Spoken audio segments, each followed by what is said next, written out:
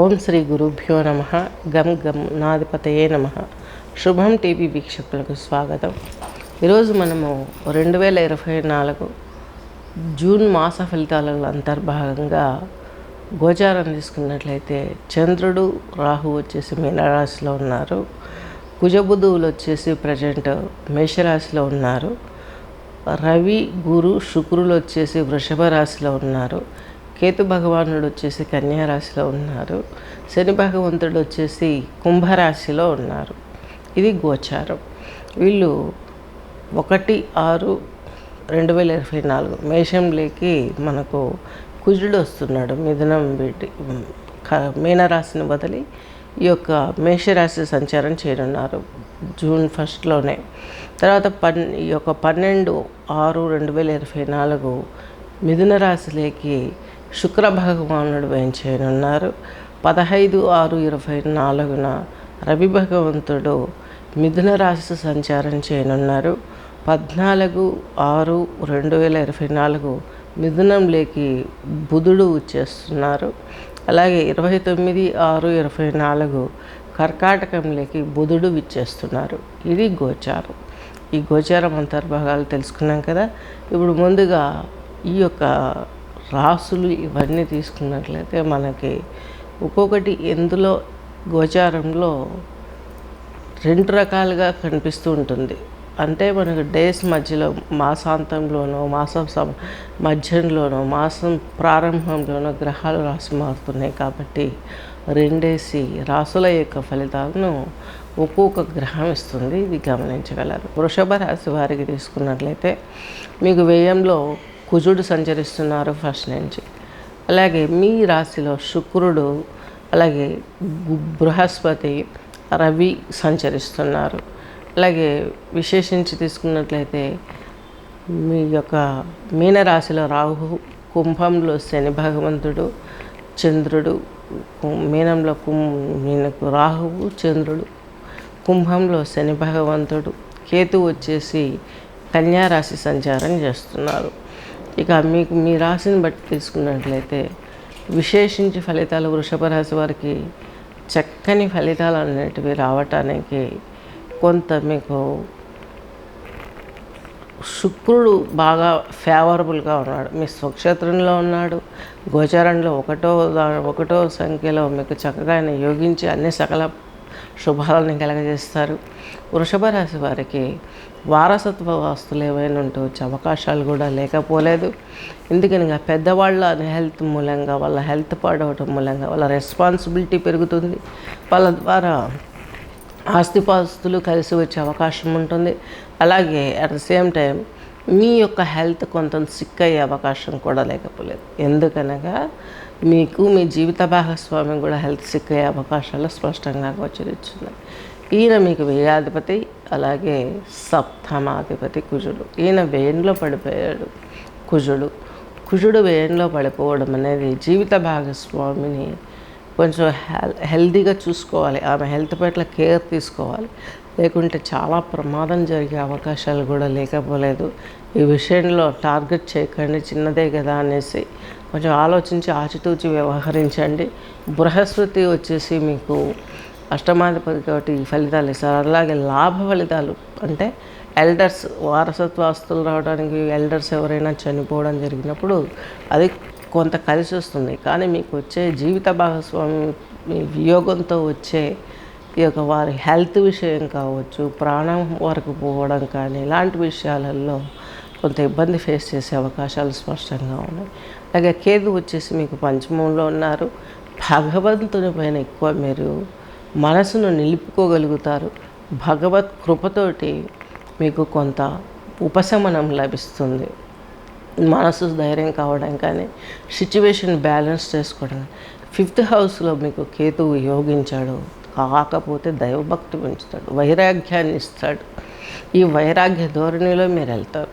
ఇకపోతే మీకంటూ విశేషించి తీసుకున్నట్లయితే ఈ యొక్క కుజుడు అనేది చెప్పుకున్నాము. అట్ ద సేమ్ టైం బుధుడిని తీసుకున్నట్లయితే మీకు 2వ ఇంటి అధిపతి, పంచమాధిపతి.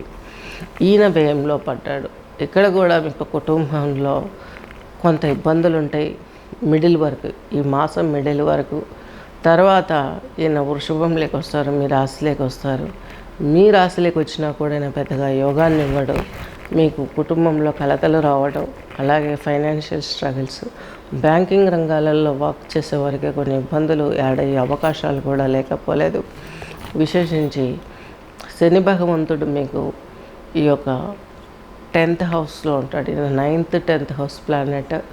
కొంతలో కొంత మీకు శని భగవంతుడు ఈ యొక్క 10th హౌస్లో మీకు కొంత మంచినిచ్చి, ఉద్యోగంలో చిన్న చిన్న మార్పులు పెద్దగా ఎక్స్పెక్ట్ చేయొద్దు. ఈయన మందగమనం కలిగినటువంటి వాడు శని భగవంతుడు. అంతో ఎంతో హెల్ప్ చేసే ప్లానెట్ ఏదైనా ఇప్పట్లో ఉందా అంటే శుక్రుడు ప్లస్ ఈ యొక్క శని భగవంతుడు, పంచమంలో ఉన్నటువంటి కేతువు. విశేషించి రవి భగవంతుడు మీ రాశిలోనే 15వ తేదీ వరకు ఉంటాడు. తర్వాత ఈయన మిథున రాశి సంచారం చేస్తారు. ఇక్కడ కూడా పెద్దగా యోగించే అవకాశాలు అయితే ఏం కనిపించట్లేదు. ఈ బ్యాంకింగ్ రంగంలో ఉన్న వారికి ప్రెజర్స్ ఇవన్నీ కూడా కొన్ని ఉపశమనం జరగటానికి విష్ణు సహస్రనామం వినటం, చదవటం, వీటి వల్ల కొంత ఉపశమనం లభిస్తుంది. పాలిటిక్స్ రంగంలో ఉన్న వారికి కొంత ఇబ్బంది. సాఫ్ట్వేర్ కళాకారులు వీళ్ళందరికీ కూడాను కొంత రిలాక్స్ అవ్వడానికి శుక్రుడు మెయిన్ కారణం. 2 లక్షల దోషాలను తన స్వక్షేత్రమైనటువంటి ఈ యొక్క వృషభ రాశిలో, అలాగే రాశిలో ఇచ్చే ఫలితాన్ని భగవంతుడు మీకు కలగజేశాడు శుక్రుని రూపంలో. కాబట్టి ఈయనకు బలాన్ని పెంచుకుంటే మీకు నేను ఇప్పుడు చెప్పిన సర్వదోషాలు పోతాయి. కాబట్టి విశేషంగా ఈయనకు చేసుకోవాల్సింది శుక్రునికి శుక్ర గాయత్రి అని ఉంటుంది. అది మీరు ఫోన్ చేస్తే శుక్రగ్రహ గాయత్రి మంత్రం నేను ఇస్తాను.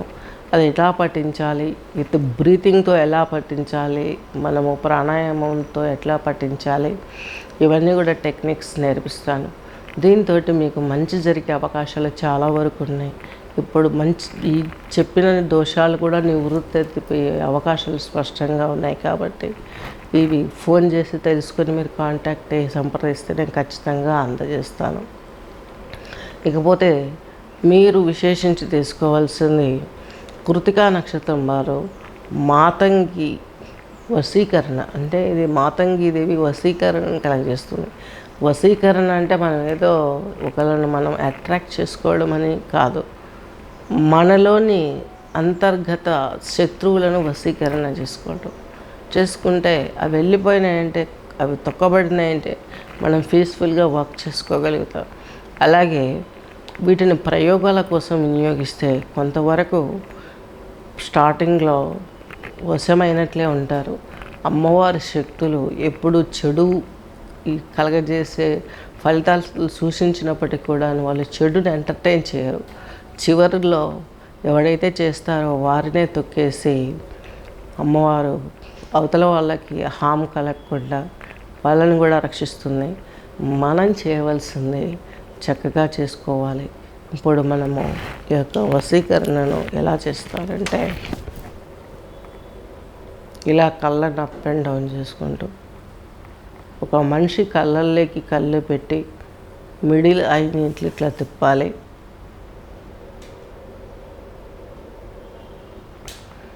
వాళ్ళ కళ్ళల్లోకి చూస్తూ ఇలా మిడిల్ ఐని, తర్వాత అప్పర్ ఐ,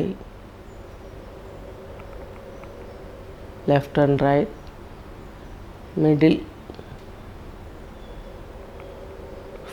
లాస్ట్ చివర ఇలా తిప్పి క్లోజ్ చేసుకొని ఈ యొక్క అమ్మవారి మంత్రాన్ని మనసులో మీరు స్పష్టంగా ఉచ్చరిస్తూ